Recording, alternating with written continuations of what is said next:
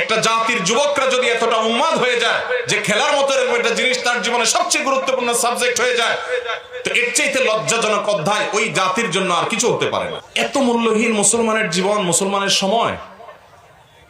রাতকে রাত জেগে অহেতুক কি করছেন? খেলা দেখছেন। কার খেলা দেখছেন? যার খেলাই হোক।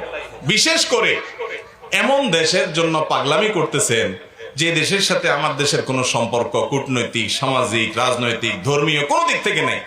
ওরা আপনার দেশের নামও জানে কিনা সন্দেহ, এম্বাসিতে পড়ার কথা।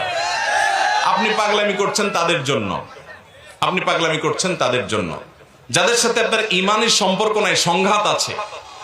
তাদেরকে আপনি আপনার পছন্দের শীর্ষ তালিকা রেখেছেন। আরে ভাই, সে যদি গোল দিতে পারে তাও পয়সা পাবে, গোল না দিতে পারলেও পয়সা পাবে। আপনি কি পাবেন? আপনি রাত জেগে শরীর খারাপ করা ছাড়া কিছু পাবেন? কিচ্ছু পাবেন না। এই পাগলামি, এই মাতলামির কোনো মানে হয় না। টাকা দিয়ে শত শত হাজার হাজার টাকা দিয়ে জার্সি কিনতেছেন, তারপরে আপনার পতাকা বানাচ্ছেন, ওইটা রং করতেছেন, সেটা রং করতেছেন, রাতকে রাত জেগে মিছিল করতেছেন। আপনার সময় এত মূল্যহীন, পয়সা এত মূল্যহীন। নিজের বাবাকে কয়দিন একটা জামা কিনে দিয়েছেন, নিজের ছোট ভাই বোনকে কয়দিন একটা আইসক্রিম কিনে দিয়েছেন, অন্যকে দেওয়া বাদ দেন, নিজে কয়দিন ভালো করে নিজে একটা পছন্দসই জামা কিনছেন। কোথাকার কোন কাফের বেঈমানের জন্য আপনার ভালোবাসাতে উতরে পড়তেছে? মুসলমান এত রুচিহীন কিভাবে হতে পারে? লক্ষ লক্ষ যুবকের দেশে কোটি কোটি ঘন্টা নষ্ট করা হচ্ছে খেলার নাম দিয়ে। এটাতে ধর্মীয় কোনো লাভ তো হচ্ছে না, আমাদের দেশের কোনো কল্যাণ হয়? একটা পয়সা আমাদের উন্নয়ন হয়?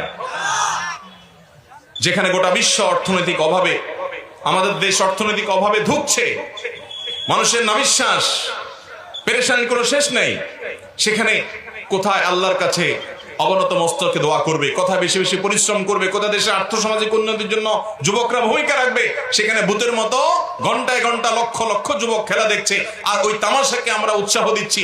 আরে ভাই, আপনার এই আবেগ, আপনি যে আবেগের চোটে কেঁদে ফেলতেছেন, হেসে দিচ্ছেন, লাফায় উঠতেছেন, আপনার এই আবেগটা হলো এই বিশ্ব বড় বড় বাণিজ্যিক আপনার যে সমস্ত আইকন গুলো আছে, যারা এই সমস্ত খেলাটা খেলা না, তাদের বাণিজ্য, তাদের কাছে আপনার এই আবেগটা হলো কাঁচামাল। কাঁচামাল, এটা হলো তাদের পুঁজি।